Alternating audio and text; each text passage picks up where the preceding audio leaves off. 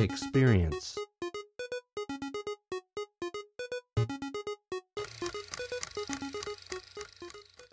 Welcome to Factory Direct Bike's Bike Maintenance Podcast. My name is Mike Jenner and I'm going to show you how to get the best out of your gears. This will include setting them up, changing the cables and what tools you require. Most people worry about setting up their gears. In fact, it is one of the easiest things to do on a bike. I'm going to show you my 4-step guide to helping you get ultimate gear shifting performance. The first thing I always do is make sure that the front and rear gear cables are undone and away from the bike. This helps give you a default setting. There are two very important screws on the rear derailleur. They are the high limit screw. This controls the position of the jockey wheels when in the high gear at the back. You also have the low limit screw, which adjusts the positions of the jockey wheels in the low gear at the back. This is the ideal position for the rear derailleur in the high gear. Once you've achieved this, grab your gear cable, insert it into frame and into derailleur. Put your screwdriver down, pull the gear cable tight, and using your Allen key, do up the pinch bolt, like so. We are now able to check that your rear gears are working correctly. Gently pedalling the bike around, use your shifter to change to the next cog up. The ideal position is for the top jockey wheel to be directly below the gear the bike is supposed to be in. If it looks like this, where the chain is too near to the wheel as opposed to under the cog, use your barrel adjuster to bring that position back. Likewise, if the cable's too loose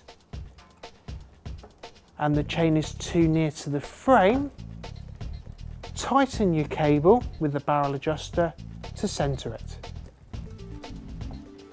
We shall now carry on checking the rest of the gears.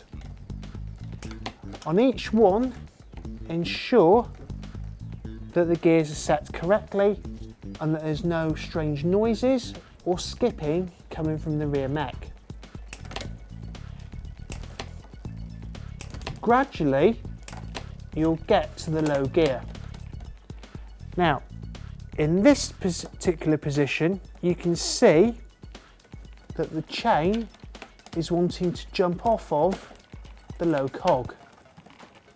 To stop that happening, you tighten the low limit screw.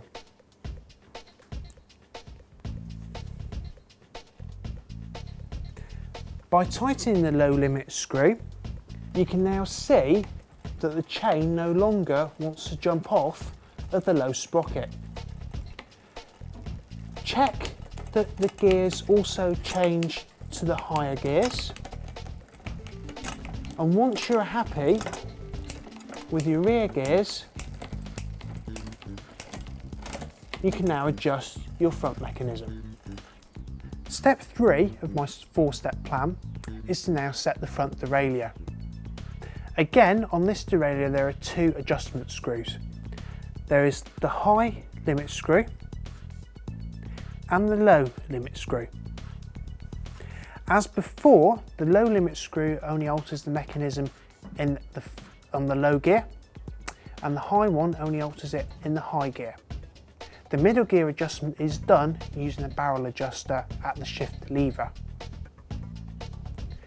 The first thing you need to do on the front derailleur is to set the low gear, making sure the bike is in the low gear at the back. What you're looking for is a 1 to 2 millimeter gap between the inner plate of the derailleur and also the chain. If the screw is wound too far in, you get a rubbing noise on the derailleur, and it also will not shift down into the low gear. I shall now adjust this like so. Once you're happy with the low position, you need to attach the cable. Once you've changed gear to the middle sprocket at the front and the middle sprocket at the back, check that your chain is sitting in between the two derailleur plates. If it's too far towards myself, you need to loosen the cable.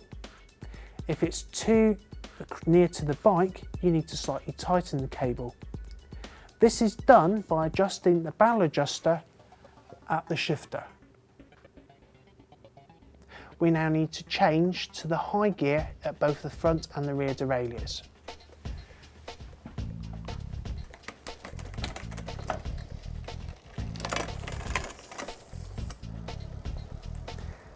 The final step of the plan is to make sure that there's a very small gap between the chain and the outer plate of the derailleur. This will stop the chain jumping off of the front cogs, and it also makes sure there's no rubbing noises. If you find that the chain is being pushed off of the cogs, adjust the high limit screw so there is no movement in the derailleur. Once you're happy that you've sorted that, check through your gears using your gear shifters, both the front and the back, to ensure smooth shifting. If you aren't getting smooth shifting, it might not be that you haven't set it up correctly. It could be to do with wear on the sprockets or the chain or in the cables. If this is the case, please consult your local specialist bike shop.